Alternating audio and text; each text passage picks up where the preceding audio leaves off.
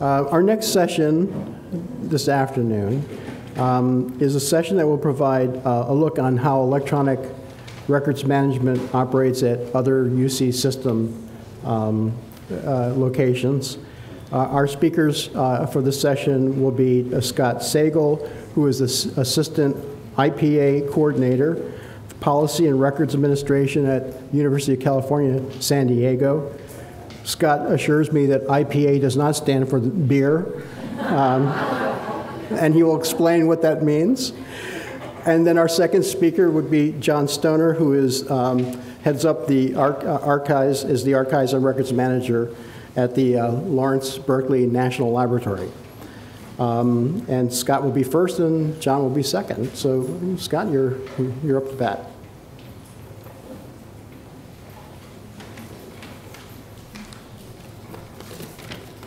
So I'm the Assistant Information Practices Act Coordinator at UC San Diego, and most of my time is actually spent responding to public records requests under the Public Records Act, Information Practices Act, and additionally involved in some of the other functions in our department, which includes the campus-wide records management program and the management of the Chancellor's record, which was discussed by Cindy Major as to the program here, which we share some similarities and similar processes. So I'm just going to talk about on behalf of the Chancellor's record team in our office, about the migration to the new content management system that we're deploying for the Chancellor's record environment. So we initially started in 1996 to introduce a document management system, and that was the first online electronic repository used, and then migrated to another one in 2005. These systems were primarily used to facilitate search and retrieval because we had hundreds or even thousands of paper documents, and if a department asked for it, it was incredibly difficult to locate. So this new system we're deploying marks a departure from the previous iterations in that we're looking to make the electronic record the authoritative record so that the physical copy, they will be the record copy, and then the physical copies can be held as inactive or duplicates, and then they can be accessioned to the archivist. But we're also looking to provide direct access to the VC areas and to our archivists to the material we have online.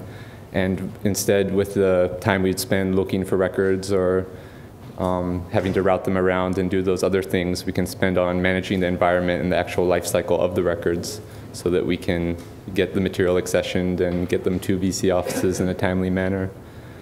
So in terms of short-term efficiencies, you get, even with the previous systems, and especially with this new system, which is more integrated with our capture and workflow software, you don't have to do all the physical routing, printing multiple documents, but it also decreases the workload in the senior management group offices, because what would happen, because we weren't providing direct access and they would need information right away, they created their own duplicate record-keeping systems, which they then have to take the time to manage, and in terms of retention, things get held, and then the archivist would have to look at both of our copies because they are archival records. So hopefully providing access to the VC areas, we can diminish a lot of the duplicative media that gets held. So the main, I guess, the hallmark of the transition to this new system is that there's a digital preservation framework we looked to develop around this so that it has long-term viability. So to start with, we had original system was centered around subject categories, and it was geographically oriented. So you have folders on a certain subject matter, and the physical folder we had would be centered around the department. So we had over 3,000 subject folders. So we looked to align our new categories by the function and by what the document is, what it does in the area, so it's more durable in the long term. So you don't, each time there's a reorganization, you don't have to completely change things around and go through all the documents again. Then we increased the automation of the metadata collection, and essentially from capture all the way through disposition. When we capture the item, it's scanned in or dragged in by email, or whichever other way we capture it, we see We can permanently document the provenance of the record, where it came from, whether it was modified, because you can use the system, you can edit documents within the system and use workflows. And that way we can establish the authenticity of the record 10, 15 years down the road. And the main component, I guess, that we also integrate in this content management system, which is called Papyrus, is it has a records management function, so we can automate the management of the record's lifecycle itself. So this is an archival record, so there's no really set retentions, and that we're not deleting these records. We send them pretty much all to the archivist so they can determine whether they want to be accessioned or not. But we do manage the retention phases of the life cycle, the active phase, the inactive, and archival phase. And instead we're managing the access, because we have all the VC offices, but not all of them get access to all the folders, because not all of them have a business need for them. And you improve search results by limiting the result set, basically, that if they're doing a search, they're not searching all several 100,000 records, they're just searching the records that they have a need to see. And also, they might not be seeing them until they're inactive, because in the active state, you have more privacy concerns, and you need to have a need for a deliberative space so the people actively working on it have some room to make alterations and keep working on things before it's disseminated further. And then you also have, in some cases, access decreases over time, which at the archival state, generally you have the archivist and the whole team getting access to most things because there's less privacy security concerns over time. But you also get, in certain instances, let's say for personnel folders where there's already limited access, and then over time there's less business need when they become inactive, so that gets reduced to only the administrators and maybe the chancellor's office, which would be the Office of Record, has access to those. And there are some examples. There is a capability, because we use the software for public records requests and some of our other internal functions as well. It's just the frameworks, the preservation framework's much more built around the chancellor's record itself. But there is the capability to manage retention and disposition, such as, for instance, employment inquiries. We discussed with the archivist that that's not something that has historical value to them. So after the active retention period, it will delete the physical object, which we maintain a TIFF, and it will automatically convert to a PDF if you want to access it. We'll delete the actual image and then keep the metadata. So we have a log that we received it, but we won't be keeping the item due to the privacy concerns and the lack of business or historical value. So essentially, with the software, it has been customized somewhat, but we bought most of the functionality and then customized it to our framework. But the important aspect of this is we did work to create a sustainable foundation based on our needs for the Chancellor record and the need to maintain these records of historical value for the long run, basically 10, 15 plus years. We'll need to migrate them in the future, and if archivists develop more of a digital curation system, that we can transfer all those archival files over to them. So we have potential for more integrated workflow to be able to take all the metadata stored in relational databases and maintain the integrity of the system and be able to verify the authenticity of the records so that we can continue to migrate them and also accession the electronic files to the archivist, so that we can basically rely on the electronic records themselves, because over 60% of the material we get in, we are getting in electronic form. It never gets a physical copy made in any way, and that seems to be the way we're trending, and we're doing that more for even the signature items or things that get routed to us in the future. So we needed to have a way to manage all these electronic records electronically so that they can be preserved in accordance with necessary policy and guidelines. And that's pretty much all I had ready to say for the time. So thank you for the opportunity to share.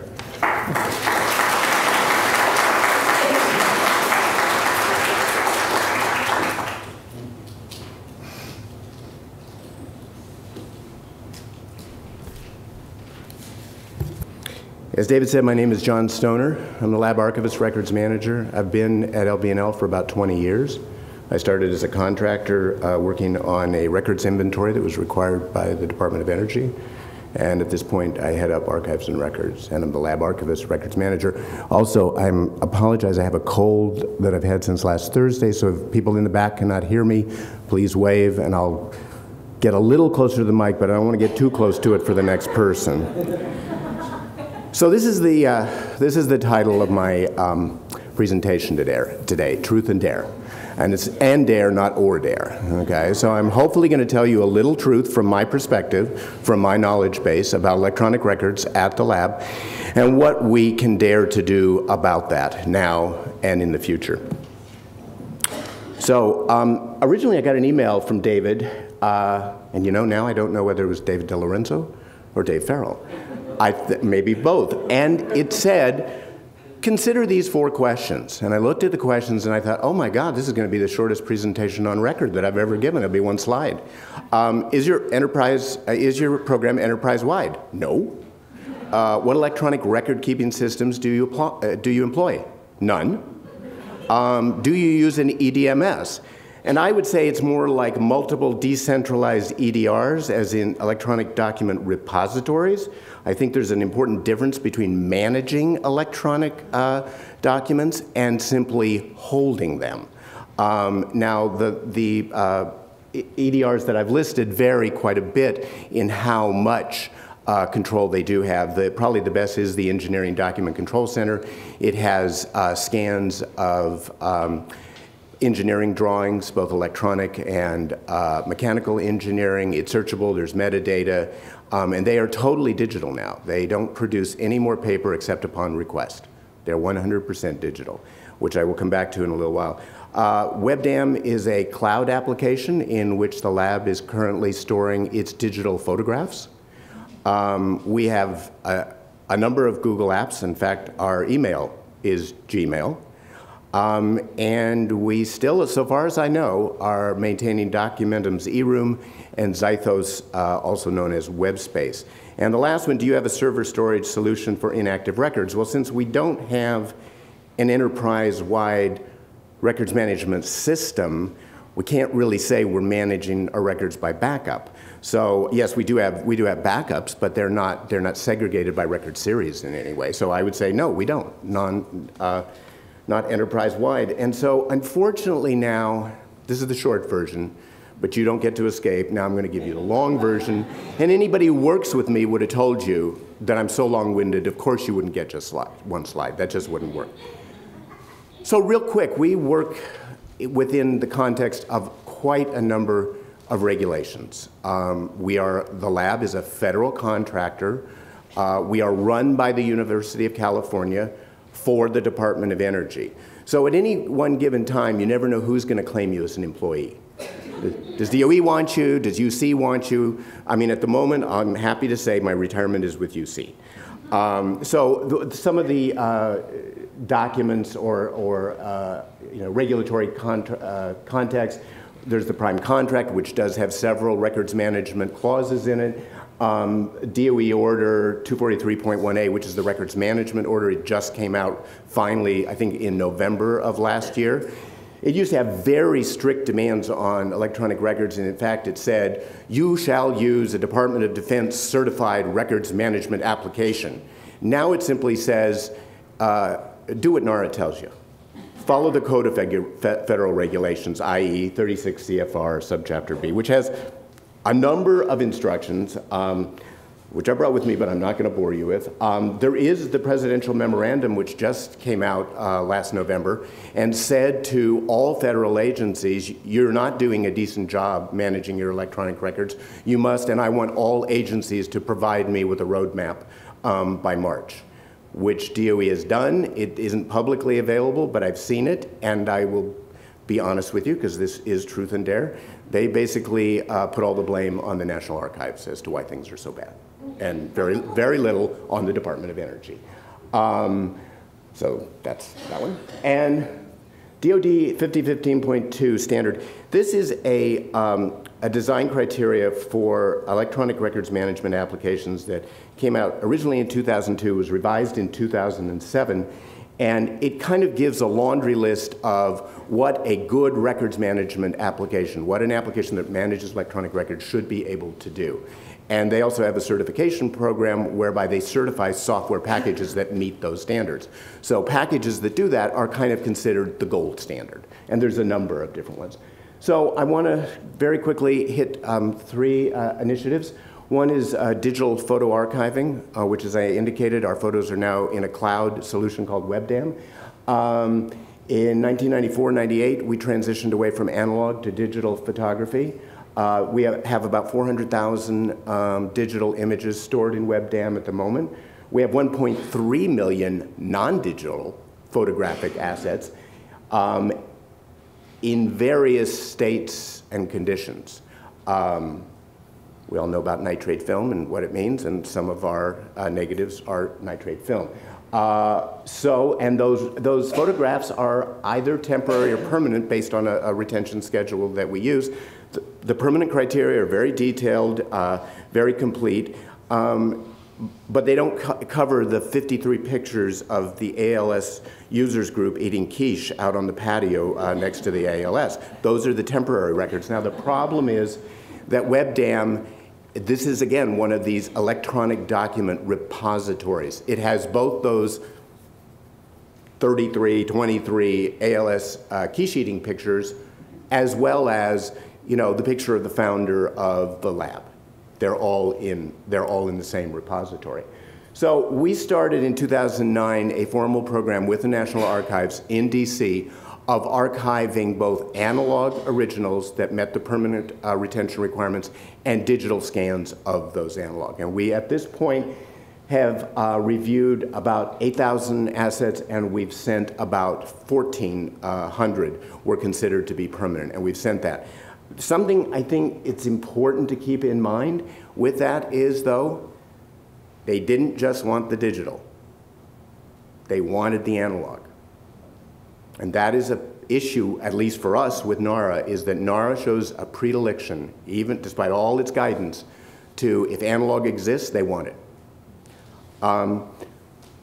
So what else have we been doing? Well, we've been working both with business systems in the IT division, of which we are a part, and the OCFO's office, dating back to about 2007, when travel was looking to they were doing what they called their scanning project. They were bringing in a number of vendors, and what was their goal? What's always the goal? Get rid of the paper. And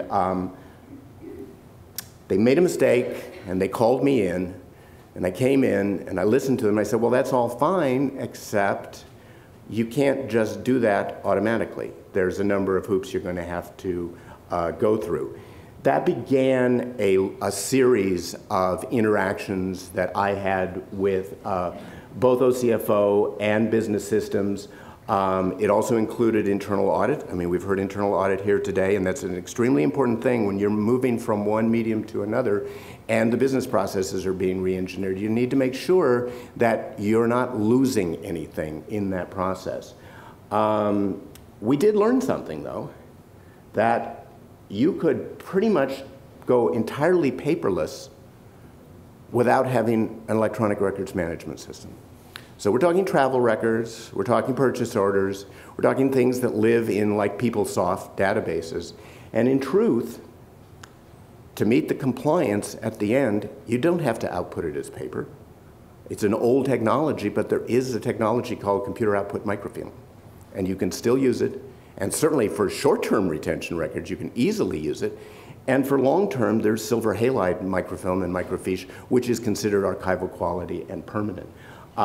This is a diagram that was put together by the head of business systems, trying to kind of show areas where certain things were already going on and areas where new processes would have to be developed to get to this three-part record storage option where it could either be output as paper, microfiche, or an electronic records management system, if when we ever got one. But it would allow the process, the actual business process, to be paperless.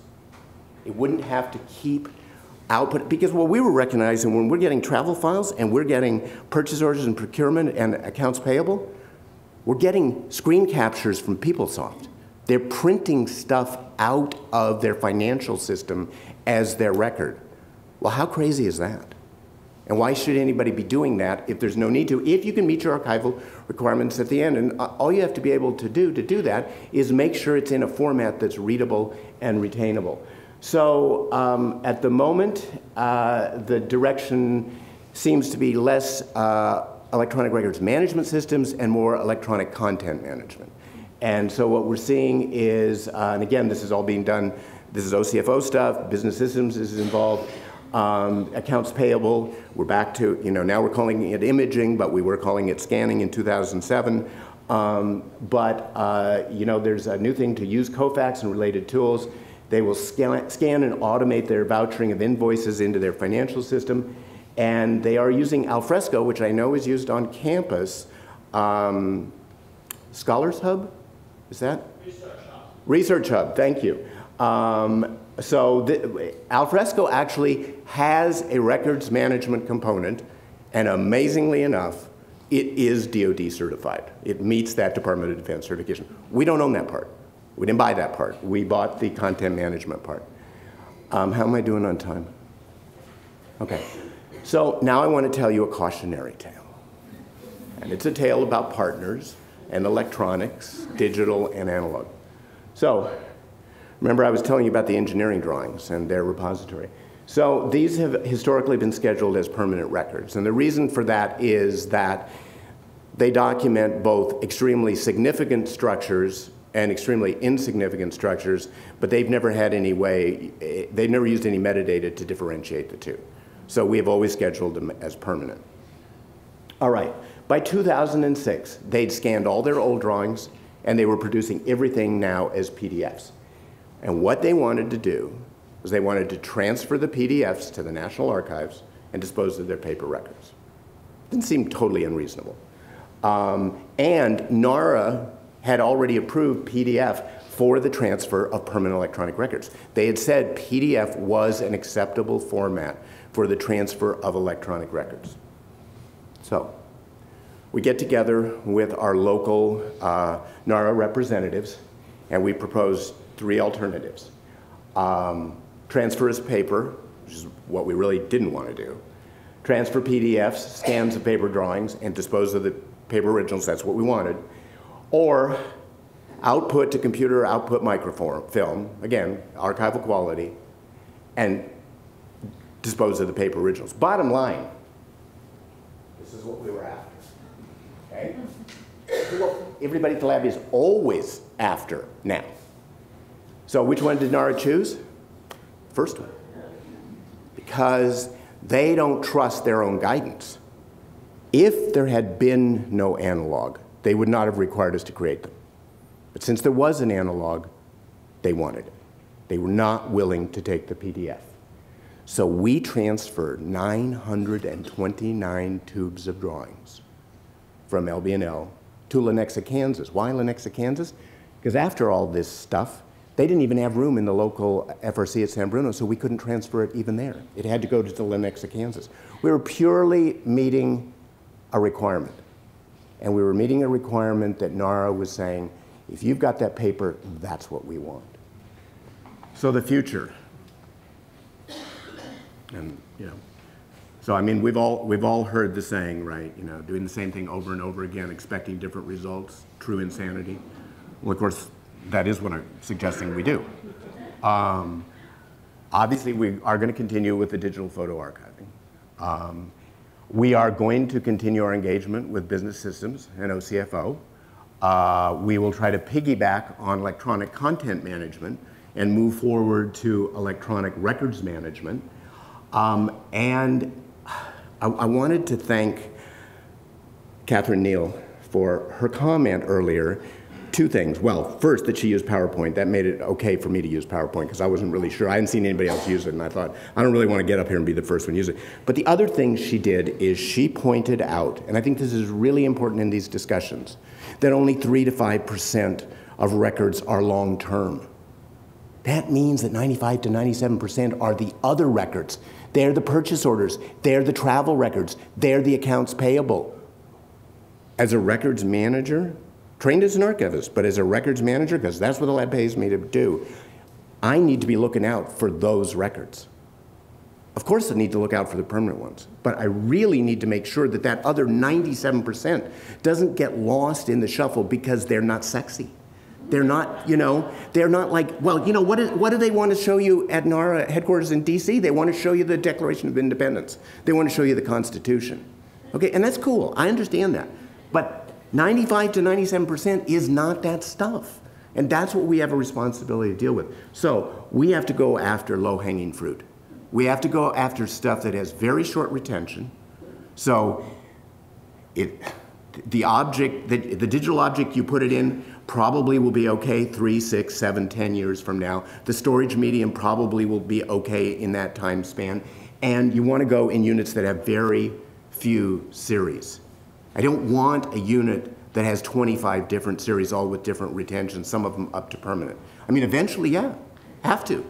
But to start, go after the little stuff and the stuff that maybe you can show as success and then show your other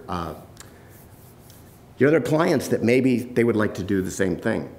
And I am being told I have 3 minutes, so actually I'm done. I don't know if these are going to be put up, but I did put references, so they'll obviously be on the screen. And if anybody wants to have an electronic copy of this, they can let me know. And since we have 3 minutes, does anybody have any questions they would like to ask? Okay, my question was, you said you have a short retention time. Approximately, what was that retention time? Okay, so the question was, what was the short retention time I was talking about? So I'm talking about OCFO records, and they range, I mean, they're all not the same, but like procurement documents that are under $100,000 are 3 years, 6 months.